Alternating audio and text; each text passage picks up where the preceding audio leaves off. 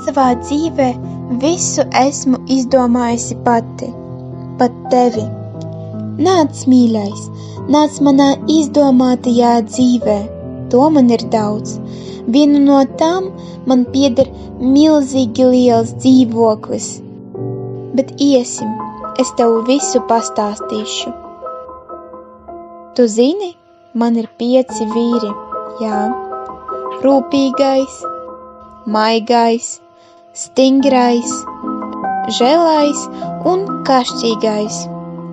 Rūpīgais par mani rūpējas, par to, lai es kārtīgi paēstu, lai nesasaldētos, lai labi izgulētos.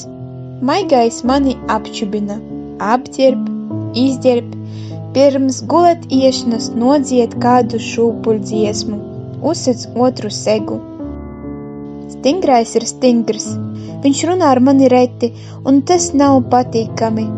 Viņš mēģina piespiest mani nopietnāk raudzīties uz dzīvi. Viņa prāt, es esot viegpratīga. Žēlais nedara neko, tikai čingst un žēlojas. 5. ir kašķīgais. Viņš ir trakoti izdarīgs un darbīgs. Mājās viņš padara vairāk par visiem pārējiem kopā, bet viņam ir pilnīgi nepanesams raksturs. Esmu jau ļoti pieradusi pie šīs dzīves un nevaru teikt, ka tā ir izdomāta, bet zinu, ka tas viss nav īsts, un pēkšņi es zinu, ka tevis nemaz nav. Bet šī ir mana dzīve.